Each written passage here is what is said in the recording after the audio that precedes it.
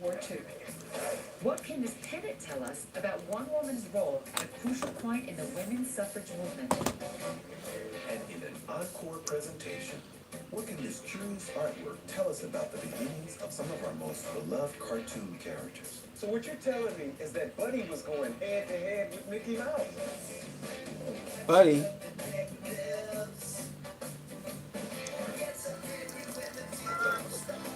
I haven't seen the show in a couple years, so yeah, it's pretty cool. I haven't seen History of Texas in years, guys. Like, now everyone talks about like, I haven't seen this show in a few years. Last time I seen the show was about the St. Valentine's Massacre, with the typewriter guns. Well, guess what? Those guns are actually here in Michigan. Those guns are actually, I actually know where those guns are at. Those guns are currently at the Berrien County Sheriff's Office in Michigan. That's where those guns are at right now. They're still around, locked under a safe and key in my area, actually, in Berrien County, Michigan, which is actually 2 counties over from where I live, which is technically part of Michiana. So technically those guns still do exist, but they're locked up in the Berrien County Sheriff's Office is all I know about these guns. So yeah. So yep.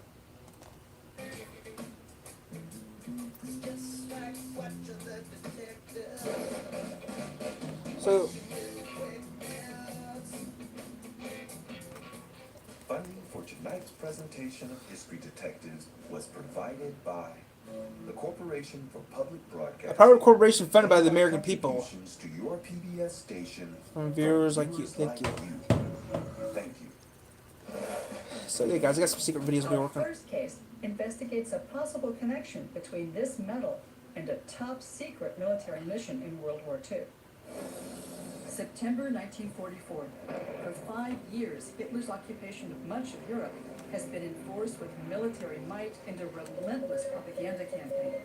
But as the tide slowly turns against the Germans, accurate information on the war and the growing number of Allied victories is often learned through rumor, whisper, and underground or smuggled media.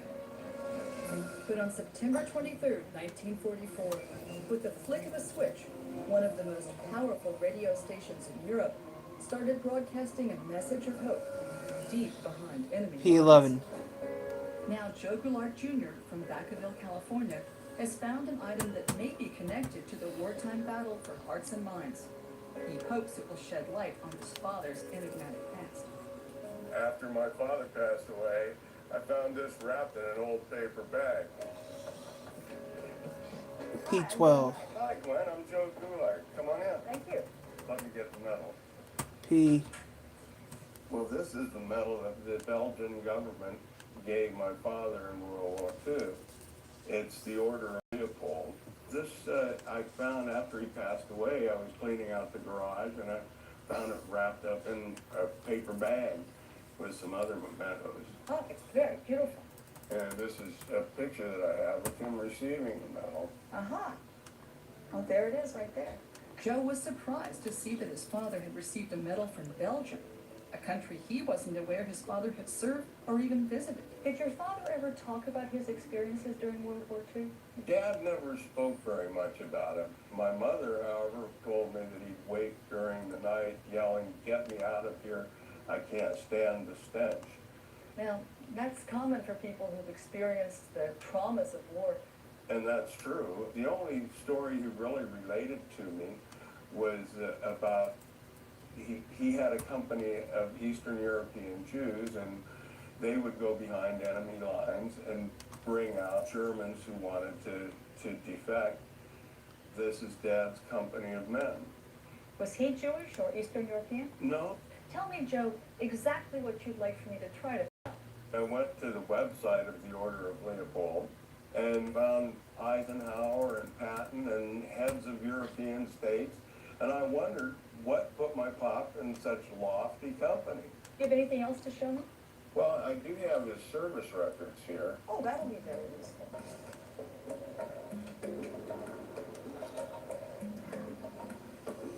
It's pretty heavy. It could be silver. The crown must refer to Belgium being a monarchy. So Order of Leopold, and a Chevalier we would call a knight. And there's a number at the top, A/O-8500.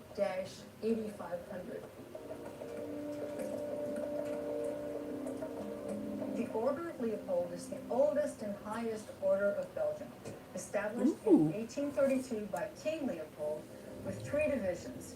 And the Army Division is distinguished by 2 crossed swords above the cross and below the crown. Huh. The decoration is awarded for meritorious service of immense benefit to the Belgian nation, or for extreme bravery in combat. Situated between France and Germany, with the Netherlands to the north and Luxembourg toward the south, by 1944, Belgium had been brutally occupied by German forces for 4 years. Following the D-Day invasion, the tiny nation was the scene of savage combat between the Nazis and the liberating Allied army during the Battle of the Bulge in the winter of 1944. With his story of going behind enemy lines and his traumatic memories, I wonder what combat Joe's father might have seen in Belgium. I'll send an email to the Belgian embassy asking if they have any information, and let's see what I can figure out from his service record. Redwood City Tribune. So he worked for a newspaper in California. He's enlisted in 41, and June 44 to October 45, he goes into combat. So the whole time that he was in Europe, he was in something called the 4th MRB Company. It appears that MRB stands for Mobile Radio Broadcasting. There's not a lot of detail, but it seems the MRB is roaming media units producing propaganda in the field. Now this is interesting. In 1944, he received confidential clearance in an unknown agency at Camp Ritchie. Camp Ritchie. Unknown. The U.S. Army activated Camp Ritchie in 1942 as a military intelligence training center. This must be why so much of the information was confidential. It also appears that many of the soldiers at Camp Ritchie were Jewish refugees from Europe. This might connect to Joe's father's story of working with Eastern European Jews. I want to learn more about these mobile radio units and exactly what was happening at Camp Ritchie. 92-year-old veteran and artist Cy Lewin was trained at Camp Ritchie and, like Joe's father, he served in a mobile radio broadcasting unit. He invites me to his house. I don't want to hear about this top secret shit. I want to watch something else. Came out to watch that other thing that. Where she might have gotten her pennant. Thank you so much for bringing us this investigation. You know, it kind of became personal for me.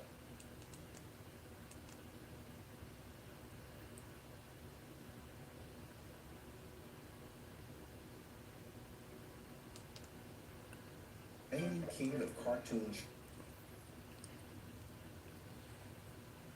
Mimi.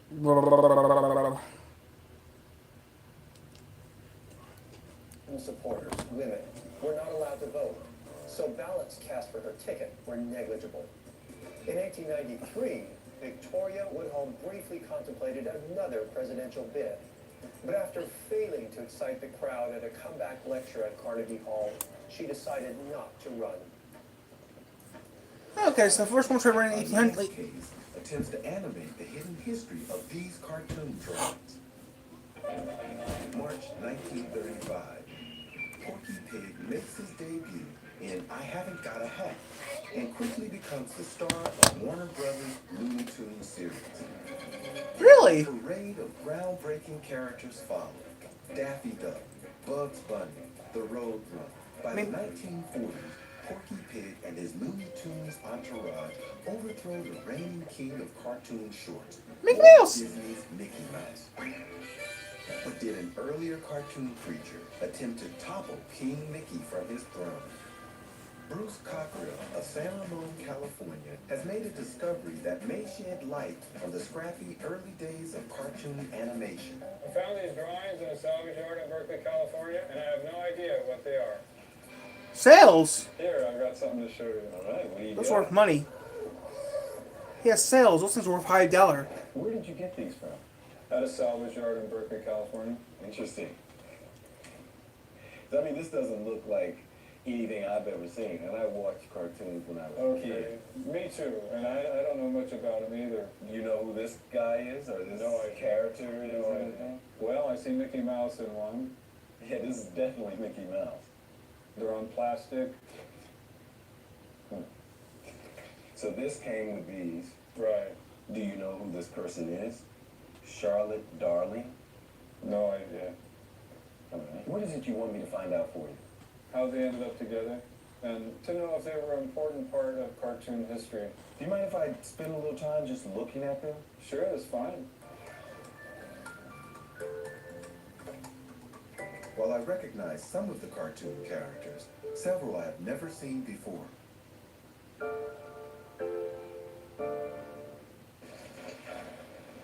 Let's look at this one.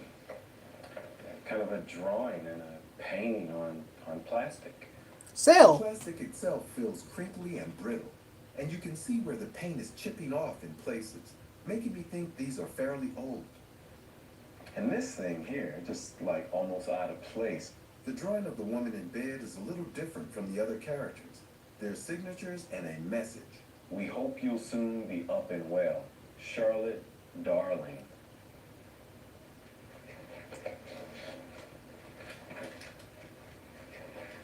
One thing is common is this little boy here is the most frequently illustrated image. My colleague Elisa Ray has appraised many classic cartoons. She's recommended I meet Mike Van Eaton, a cartoon expert and collector who owns Van Eaton Galleries in Sherman Oaks, California. Welcome to Van Eaton Gallery. How you doing? Well, show me what you got. Let me show you what I got. What is this? This is a production drawing. Okay, what does that mean? Well, it's part of the process of making animation for cartoons. Everything starts with a drawing. Animator draws in pencil on paper. All right, great. Now these are production cells. Cells. And exactly what is a cell? Mike explains that cell is short for celluloid, a flexible transparent sheet of plastic which would be laid over the production drawing to be traced and painted. He can tell by the feel exactly what kind of celluloid it is. Now this one's made out of nitrate. So I know it's Ooh. from the early 30s, maybe into the maybe early 40s. Oh, really? Yeah, it's a type of material they used that was actually very flammable. Later on, they changed to a more modern material called acetate. That helps us date these cells. The cells Oh, would be yeah. filmed one at a time. And Yep. when that film was played back, you had an animated cartoon. I show Mike some more of Bruce's collection. We have this stuff. Wow, this is great. This is extremely rare. I do know this cartoon. It's one of the first color cartoons ever made. Oh, really? Yeah, this is called The Snowman. It's done by a guy in New York named Ted Eschbach back in the early 30s.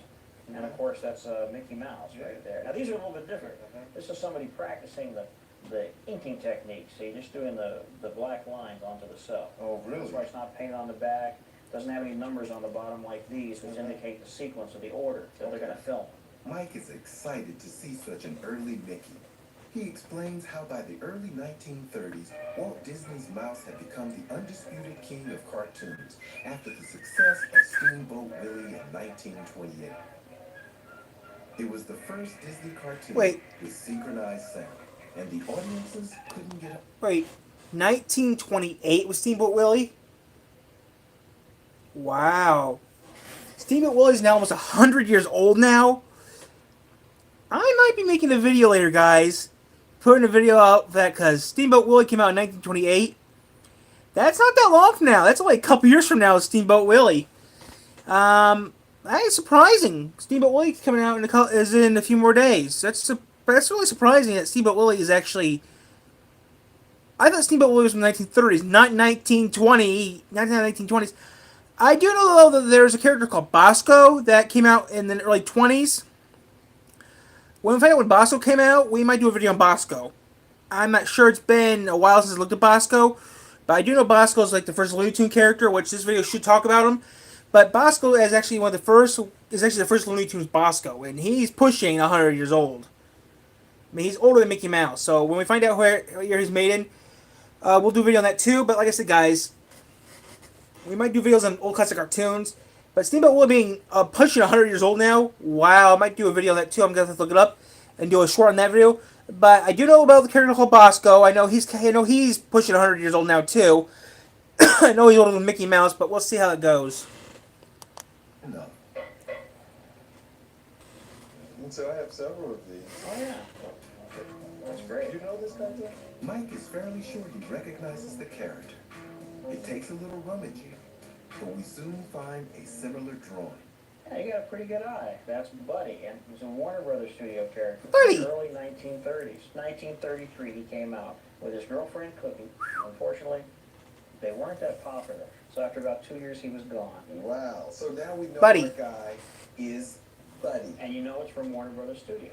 But Mike's not sure why we have such a curious mixture of production sales and drawing. So we got Buddy, who lasted 2 years in the 30s. Now that's sad, but yeah, guys, I only watch History Detectives when I think there's something interesting on it. I watched this video a couple years ago, and I wanted to see this again because I wanted to see, the cell again and see what your Bosco came out because I don't want to look it up because that's not proper. I go on this channel to get the proper information I need of it. From competing animation studios. So I have one more thing to show you. Great. What do you think about this? This is not a production cell at all. Mike guesses it's some kind of get well card for Charlotte Darley. And although he doesn't know the name, he has an idea who she might have been. She probably worked in the ink and paint department sometime in the early 30s. The ink and paint department. What is that? Well, you know what? Rather than try to explain it, probably best I show you, and I'll give you a demonstration. Mike takes me to Woodbury University in Burbank to meet Dory Littell Herrick, the 1884. chair of the animation department. So this is animation art, what would have come to the ink and paint department. And I'm gonna get a cell, I'm gonna ink the drawing. Now, is this how they would have done it in the 1930s? It's similar to what they would have done. I'm actually gonna use a new piece of technology to paint pen. They would have worked with quills.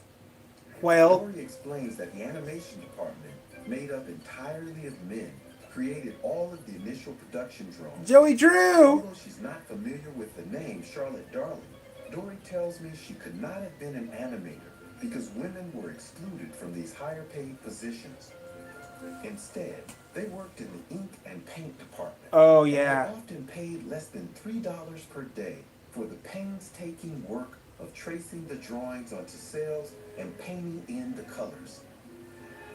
It wasn't until the late 30s that animators were able to successfully form unions such as the Screen Cartoonists Guild. The ink and paint women were really talented artists. They brought a lot of skill to the animation filmmaking process in the way they inked. The lines you saw on the screen whenever you looked at an animated film in the days of ink and paint would have been done by the women in the ink and paint department.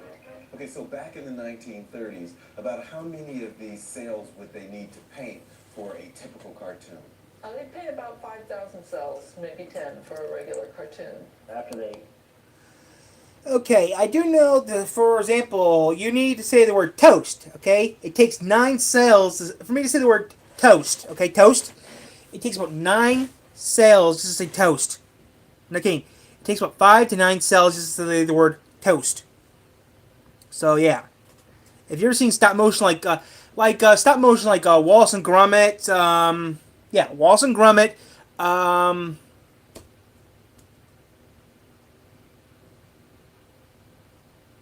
Nightmare Before Christmas, The Night Before Christmas, Wallace and Gromit, that's stop motion animation, which each line, like each second, sometimes there's 30 to 60 seconds a frame. Every 30 seconds is a frame. Like every 30 seconds a frame, or some shows had 30 seconds a second, or 60 frames a second. Like my channel, we do poor quality videos, but it's for you guys to watch the videos. But that's not typical. Like some old TV shows, you see the bottom of the screen where you have that crap on the bottom of the screen right there, like the crap on the bottom of the screen there. Okay, the far right corner, okay, these are right here, where it's always going real fast. That's frames per second. Sometimes it's 30 to 60 frames per second. Depends. In the earlier days, it's 30 frames per second. So yeah. these 10,000 or so Mighty cells Mouse. and painted all these cells and then filmed them onto the camera, the studio norm was to wash them off so that they could reuse the cell material again. There you go. If most cells were eventually erased and reused, why did somebody save so many Buddy cells? Jerry Beck is a cartoon historian and Warner Brothers expert. These are amazing. He says the Buddy cartoons are a real find. He was part of the early period of the Looney Tunes. They date from a moment in animation history when Warner Brothers was launching an attack on Disney's Mickey Mouse empire. Mickey was the big character that Disney had, and all the other Hollywood studios wanted to compete. For example, this is Bosco. Bosco! The first star of the very first Looney Tune in 1930. Like many early cartoons, Bosco was a minstrel character. Bosco's 1930? Wow. Stereotypes of black-faced vaudeville performers. But Jerry explains that Bosco's duel with Mickey was short-lived. The problem was the two animators who created him wanted more money, they wanted to make the cartoons better, they had a little dispute with the producer, and they split. They said, bye-bye, we're going to take our character and go somewhere else. Warner Brothers was left scrambling for another character. Poor Bosco, he had to leave. So they came up with something really, really fast. It was a kind of a derivative version, a stand-in version of Bosco, which they called Buddy. It was just Poor Bosco. So what you're telling me is that Buddy was going head-to-head with Mickey Mouse. Why don't we know who Buddy was? We know Porky Pig, we know Bugs Bunny, we know all of the Looney Tunes, but we don't know Buddy. Buddy was really the end of an era. He was the last of the singing and dancing, optimistic, Depression era, Mickey Mouse-like characters that really all the cartoon studios were doing back then.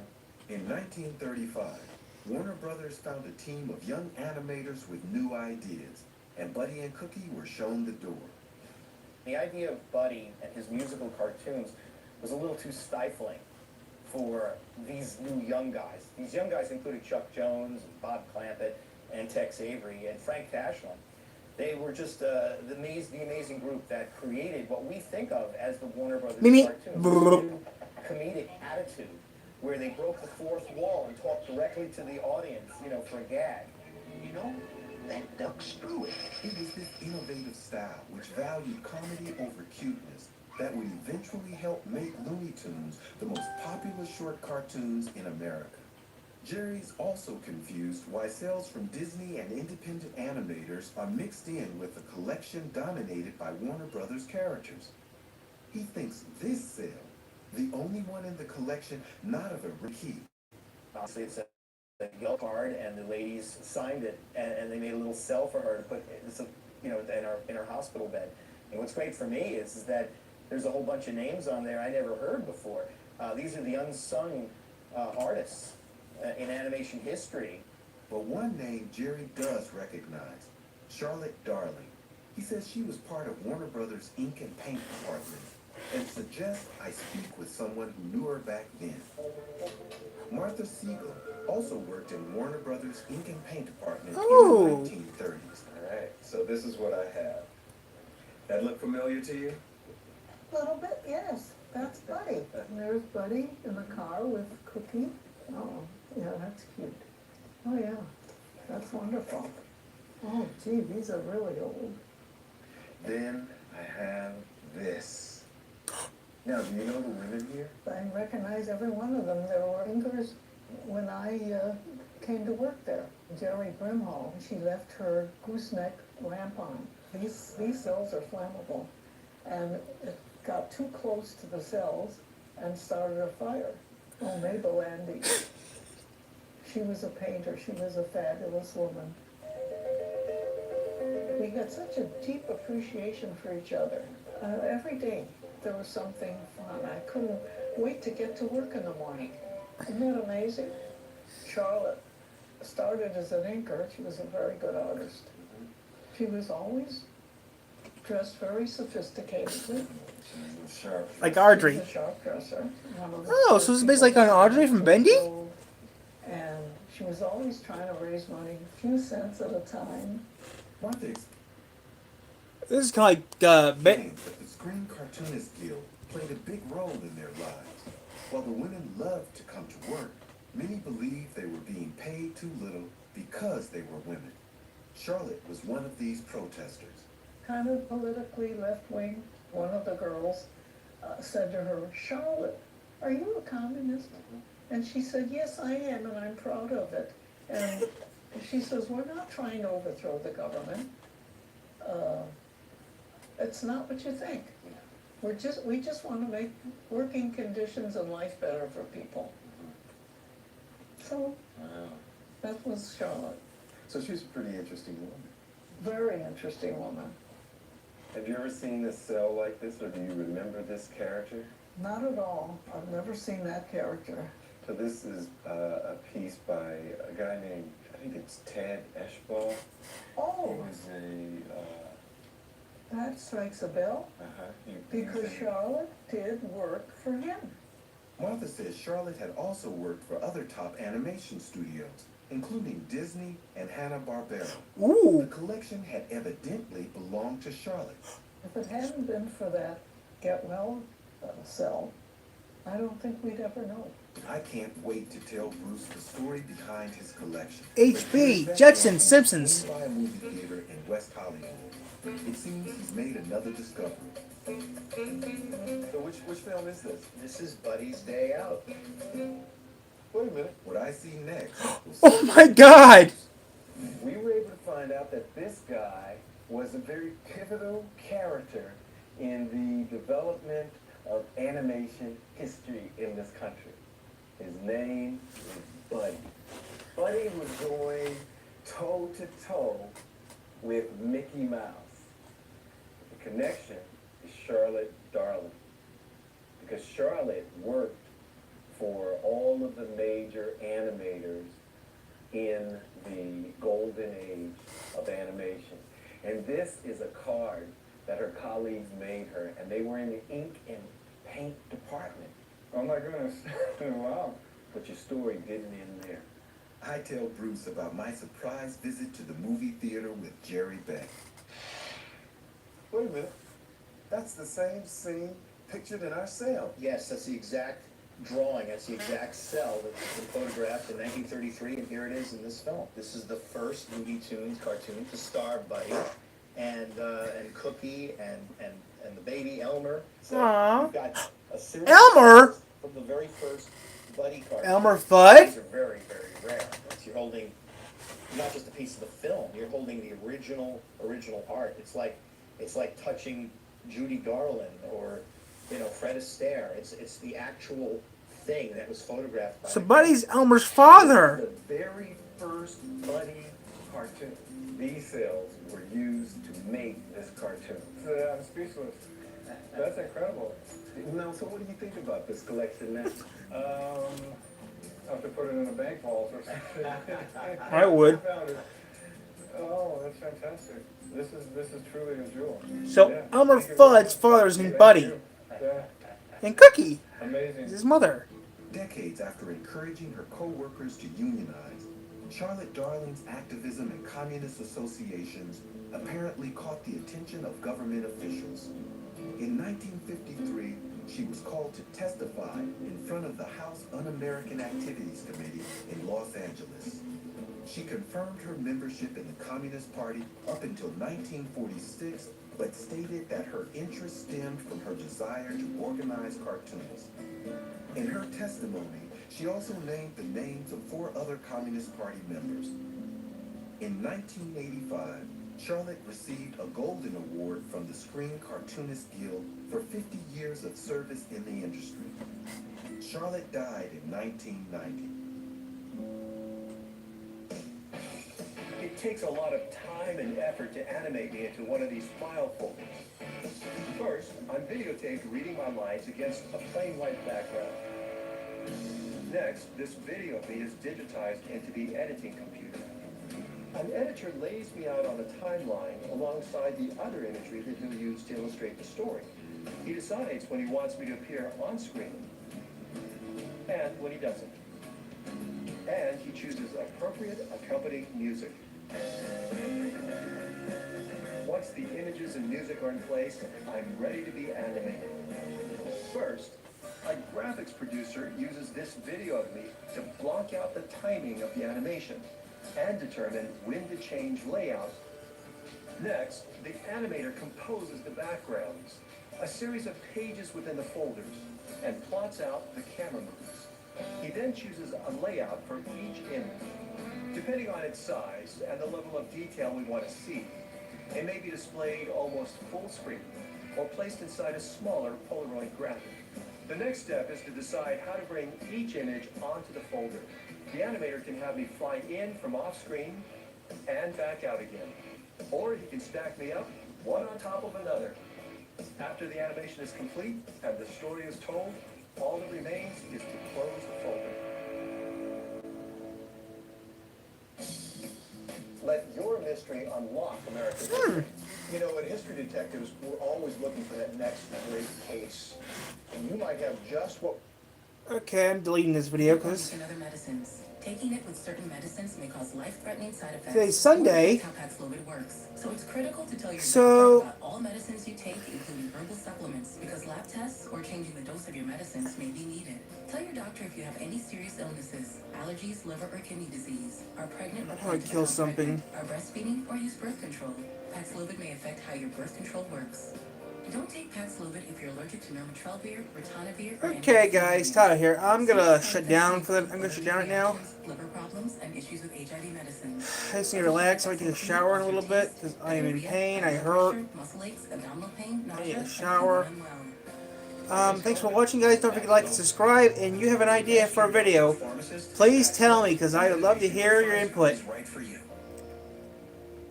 When Arby's added bacon to the Wagyu Steakhouse burger, it was like, not bad. But then Arby's grabbed that pep.